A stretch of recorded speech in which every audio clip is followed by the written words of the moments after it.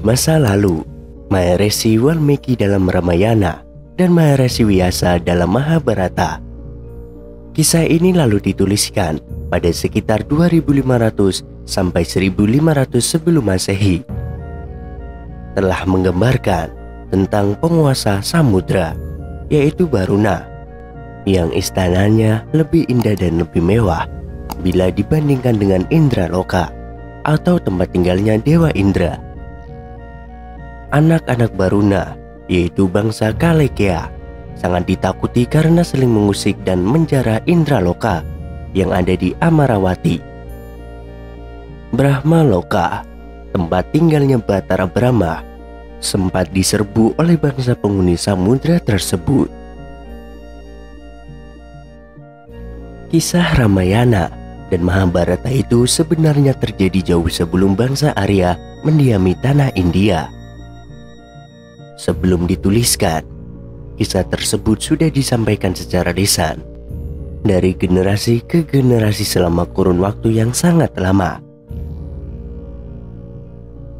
Apa yang sampai kepada kita sekarang adalah hasil karya tulis dari begawan lain di masa ribuan tahun setelahnya.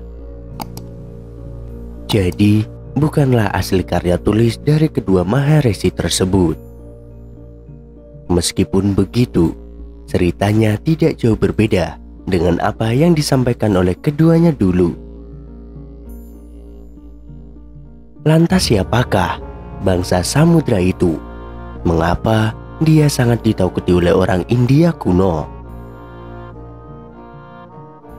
Mereka itu adalah bangsa yang tinggal di Laut Selatan India, atau yang sekarang termasuk dalam kawasan Nusantara, bernama Kalekea, sebab mereka itu keturunan dari Dewa Kalaka, atau Kalekea itu bentuk jamak dari Kalaka, yang berarti keturunan Kalaka.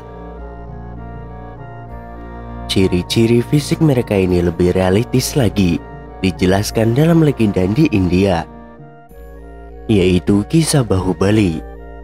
Dengan kulit yang berwarna hitam, rambut keriting, matanya lebar, hidungnya besar, sehingga mirip dengan gambaran manusia dari ras Melanesia. Jadi Ramayana dan Mahabharata sebenarnya sudah menganggap bahwa bangsa Kalekea yang tinggal di Laut Selatan India itu adalah orang Melanesia. Visualnya pun sudah digambarkan lebih jelas di film Bahubali,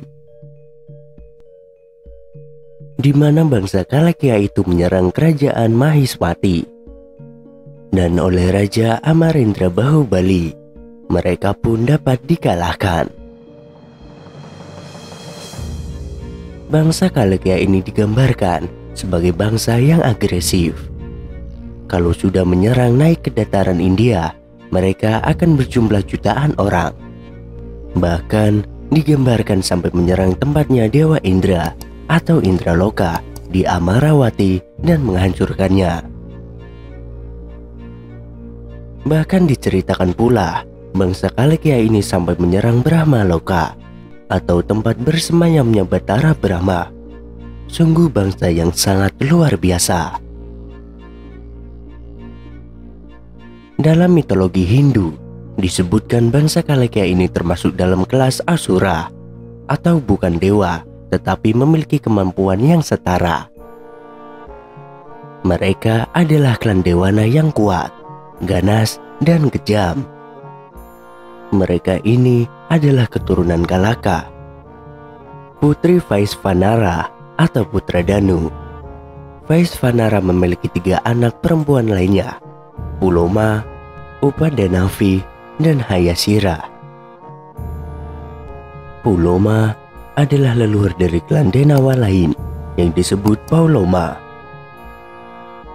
Baik Kalaka dan Pauloma menikah dengan Maharesi Kasyapa, yang dengannya mereka melahirkan 60.000 dewana yang terhormat. Lalu pada zaman Setya Yuga, ada seorang Asura bernama Vetra. Vetra dan rekan-rekannya, para Kalekea, berperang dengan para dewa dan menyebabkan mereka sangat menderita. Dewa Indra menjadi sedih Batara Wisnu membantunya dan meminjamkan kekuatannya. Para dewa lainnya juga merespon dengan turut meminjamkan sebagian dari kekuatan mereka sendiri. Para dewa pengikut dewa-dewi pun mengikutinya dengan memberikan energi mereka juga. Memberikan Dewa Indra kekuatan yang cukup untuk menaklukkan Vetra. Dengan begitu, akhirnya Dewa Indra berhasil membunuh Raja Asura tersebut. Mendapati hal tersebut, bangsa Kalekea yang tersisa melarikan diri dan bersembunyi di laut, di mana mereka lalu berkomplot melawan siapapun yang menjunjung tinggi kebenaran dan arketisme. Mereka akan tetap berada di lautan pada siang hari dan keluar pada malam hari untuk menyembelih dan mengonsumsi para resi dan brahmana di tengah-tengah praktek keagamaan. Menanggapi gangguan ini, para dewa mendekati Batara Wisnu dan memintanya untuk membantu mereka.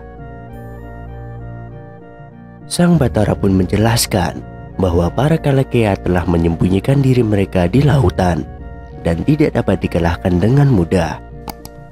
Dia merekomendasikan agar para dewa mencari bantuan Agasya untuk mengeringkan lautan. Dan Agasya meminum semua air laut sampai menjadi kering, mengungkapkan bangsa Kalekea yang bersembunyi. Para dewa kemudian mengepung Asura dengan kemenangan. Mereka yang selamat melarikan diri ke bawah tanah. Lalu, setelah Kalekea dikalahkan, para dewa meminta Agasya untuk mengisi kembali samudra. Yang dia jawab tidak bisa, karena dia telah mencerna airnya. Terkejut oleh peristiwa ini, para dewa pergi ke tempat tinggal Batara Brahma untuk membahas tentang pemulihan laut.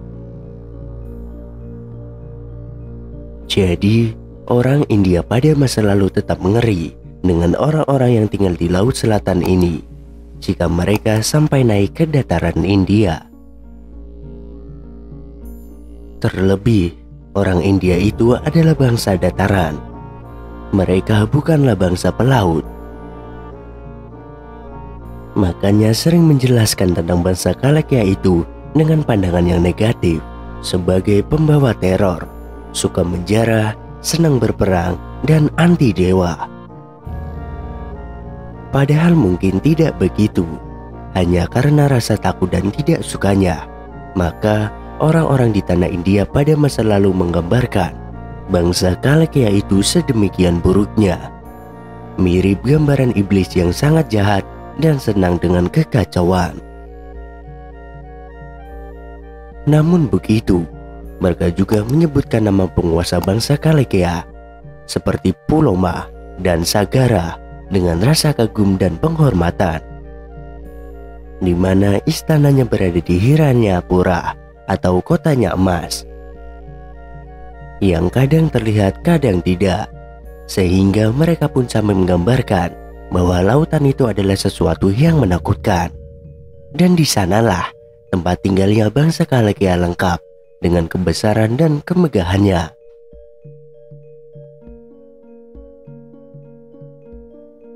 Lalu, jika mempelajari ilmu antropologi fisik, maka kita akan mengetahui bahwa dahulu kala di seluruh kawasan Nusantara dihuni oleh ras Melanesia. Satu contoh pernah digali di daerah Tulung Agung, Jawa Timur, tempatnya di daerah Wajak, di mana di tempat itu ditemukan fosil-fosil manusia purba yang hidup sekitar 60.000 tahun sebelum Tarik Masehi. Setelah direkonstruksi, maka didapatkanlah sosok manusia dengan ciri-ciri ras Melanesia. Temuan di Wajak itulah yang dinamakan Homo wajakensis. Artinya, pada masa 60-an tahun lalu di Nusantara, khususnya di Pulau Jawa, sudah dihuni oleh orang-orang dari ras Melanesia. Ini sesuai dengan gambaran bangsa Kalekea dalam kisah Ramayana dan Mahabharata dari India. Bahkan, orang Jawa yang melek sejarah leluhurnya dulu memang telah mengakui bahwa nenek moyang mereka itu berkulit hitam, mirip dengan gambaran dari ras Melanesia. Mereka inilah yang oleh orang Jawa kuno disebut wong keling karena memang kulitnya berwarna hitam. Data-data mutakhir dari para ahli maritim baik tentang Afrika, Eropa, atau Asia Tenggara menghasilkan temuan-temuan yang sangat mengejutkan, di mana temuan itu secara jelas telah menunjukkan bahwa bangsa Nusantara adalah raksasa maritim yang diakui, dijadikan acuan, bahkan sangat disegani oleh bangsa-bangsa besar seperti yang ada di Mesir, Mesopotamia, Cina, India, dan Eropa. Hal itu sudah dimulai dari sebuah tarik yang mengagumkan, yaitu lebih dari 60 tahun yang lalu. Maka tak heran bila seorang arkeolog yang bernama Giorgio Buccellati menemukan wadah berisi cangkeh di rumah seorang pedagang di Terka, Eufrat Tengah, yang hidup di 1700 sebelum Masehi. Karena tidak ada penjelasan yang paling mungkin selain cengkeh pada masa itu hanya tumbuh di Kepulauan Maluku, dibawa oleh para pelaut handal dari tanah Nusantara ini. Bahkan Claudius Ptolemeus, seorang ahli geografi, astronom yang hidup pada zaman Helenistik di provinsi Romawi, berulang kali menyebutkan kata Barousai yang diyakini sebuah kota dagang kuno Barus di Pulau Sumatera bagian tengah. Sebuah wilayah penghasil kayu Barus dan pengekspor bahan-bahan utama balsam untuk pengawetan mayat Raja Ramses II pada 5000 sebelum Masehi. Jadi, keterangan di atas membalikan uraian sejarah formal yang mengatakan bahwa Nusantara dibentuk oleh para pedagang dari Sungai Mekong pada 3000 tahun sebelum Masehi, atau kemudian diadapkan oleh orang dari bangsa India disusul oleh Arab, Cina, dan Eropa. Pada kenyataannya, bangsa ini justru sudah berdagang jauh sebelum tarik Masehi, dan orang-orang di belahan dunia barat masih belum berlayar menyeberangi samudra luas. Dalam kisah Ramayana, disebutkan pula bahwa penguasa lautan itu bernama Baruna. Dia digambarkan berkulit hitam dan berambut keriting. Baruna ini dijelaskan tinggal di Baruna Dwipa, atau yang berarti pulaunya Baruna. Nama Baruna Dwipa itu sendiri adalah sebutan lama untuk Pulau Kalimantan. Jadi, selain tinggal di Baruna Dwipa, maka istananya bernama Barunai, di mana semua dindingnya telah dihiasi oleh batu permata yang jika terkena sinar matahari langsung gemerlapan. Inilah yang membuat Dewa Indra tidak suka dengan Baruna. Alasannya karena keindahan indraloka miliknya kalah dengan istana Barunai milik Baruna. Makanya diutuslah Dewi Urwasi ke Baruna Dwipa untuk menemui Baruna. Dari situlah hingga akhirnya terjadi perkawinan dan sampai melahirkan seorang anak yang bernama Agastya. Ia digambarkan mirip dengan bapaknya yang berkulit hitam dan berambut keriting. Agastya ini lalu diceritakan pergi ke tanah India untuk menjadi seorang begawan yang termasyhur di sana dan mengajarkan ajaran Dharma. Selanjutnya ia pun kembali ke kampung halamannya dan membangun peradaban besar di Nusantara. Di tanah Jawa, penghormatan kepada Maharesi Agastya sangatlah tinggi. Semua itu diwujudkan dalam beberapa prasasti, teks atau kakawin dan kidung, patung, dan candi. Khususnya di bangunan candi, maka di sisi selatannya diletakkan arca Maharesi Agastya, sementara di sebelah utara adalah Arca Dewi Parwati, istri Batara Siwa. Jadi sekarang kita bisa tahu bahwa Barunadwipa itu adalah nama lama dari Pulau Kalimantan. Sementara Barunai itu nama sebuah kerajaan atau istana yang ada di sana, yang kini diambil menjadi nama kerajaan Brunei Darussalam. Diperkirakan dari kata Barunai ini pula akhirnya muncul nama Borneo sebagai nama lain dari Pulau Kalimantan. Dan Pulau Kalimantan ini masih berlimpah dengan perhiasan, emas, perak, intan. Itu adalah Kalimantan. Inilah fakta yang sulit untuk diragukan. Satu hal yang misterius tentang mengapa ras Melanesia yang tinggal di Nusantara, khususnya bagian barat, pada akhirnya seperti kalah pamor dengan bangsa pendatang dari ras lain.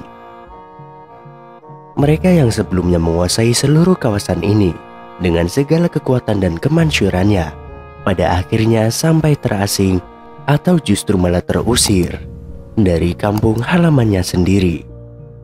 Bahkan kini di Pulau Jawa, Madura, Bali, Sumatera, Kalimantan, dan Sulawesi justru tak terlihat lagi. Mereka seperti hilang di telan bumi. Atau apakah ini sebenarnya bukti dari firman Tuhan yang mengatakan bahwa kejayaan dan kehancuran sebuah kaum itu dipergilirkan dari masa ke masa? Dan ini mirip sekali dengan apa yang terjadi di benua Amerika dalam rentang waktu abad ke-15 sampai 19 Masehi, di mana bangsa Indian yang sudah tinggal di sana selama ribuan tahun hampir punah oleh sebab bangsa pendatang, khususnya orang-orang dari benua Eropa. Mereka itu datang untuk menjarah, menjajah, dan menguasai wilayah di sana. Bahkan sengaja menghabisi penduduk lokalnya. Sejarah pun kembali terulang.